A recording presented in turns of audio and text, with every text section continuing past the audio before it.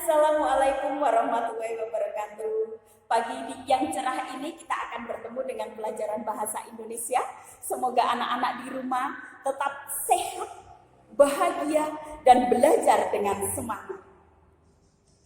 Pagi hari ini kita akan belajar mengenai teks prosedur.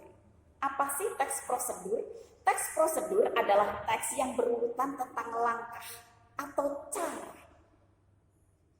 Jadi untuk melakukan sesuatu, itu kita harus pahami langkah-langkahnya atau cara-caranya melakukan sesuatu itu untuk mencapai sebuah tujuan. Di dalam teks prosedur, itu pastinya karena di sini kita pembahasannya tentang teks, ada strukturnya. Struktur teks prosedur sendiri yang pertama ada tujuan.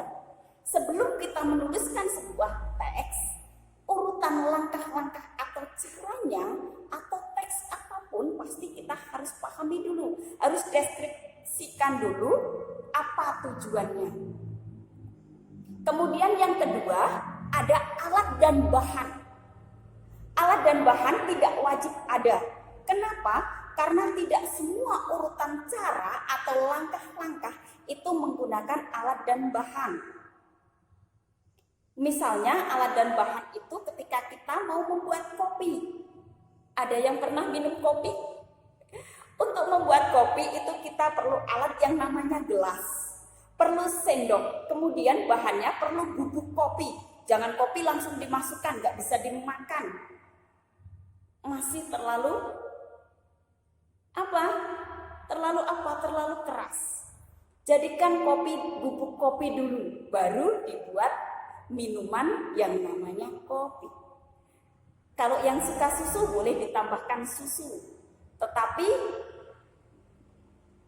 baik pakai kopi dan susu masih ada satu hal yang perlu ditambahkan. Yang namanya bahan gula. Kalau tidak ada gulanya pastilah pahit. Bukankah hidupmu sudah pahit, masa masih minuman yang pahit? Itu alat dan bahan dan contohnya. Kemudian struktur yang ketiga itu adalah langkah-langkahnya. Bagaimana kita membuat kopi itu misalnya. Yang pertama, tuangkan gula ke dalam gelas.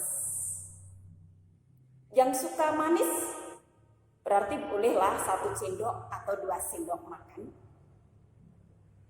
Kemudian tuangkan bubuk kopinya. Jangan lupa ya, bubuk kopi.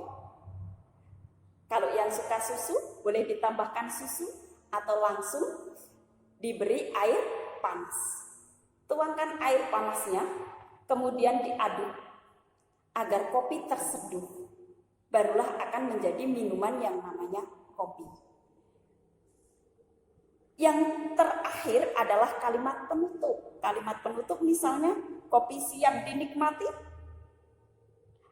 atau kopi akan sangat sempurna jika yang menemani minum adalah orang-orang yang kita sayang. Misalnya seperti itu. Di dalam teks prosedur sendiri ada beberapa ciri. Salah satunya yang pasti strukturnya harus lengkap. Kemudian yang kedua itu menggunakan kalimat perintah. Masukkan gula ke dalam gelas, berarti itu adalah kalimat perintah. Ada kata masukkan. Kemudian menggunakan konjungsi temporal. Apa sih konjungsi temporal itu? Konjungsi temporal adalah konjungsi yang berurutan atau menghubungkan kita dengan waktu atau selisih selanjutnya. Setelah yang pertama tadi masukkan, boleh menggunakan konjungsi lalu. Setelah itu, itu namanya konjungsi temporal. Kemudian dari situ biasanya secara bahasa juga menggunakan kata keterangan. Seperti tadi misalnya, bagi pencinta manis boleh menambahkan lebih dari sendok. Boleh menambahkan lebih dari 1 sendok teh gula. Seperti itu. Demikian pembelajaran kita tentang teks prosedur hari ini. Terima kasih. Selalu semangat untuk belajar. Billahi taufiq wal hidayah. Wassalamualaikum warahmatullahi wabarakatuh.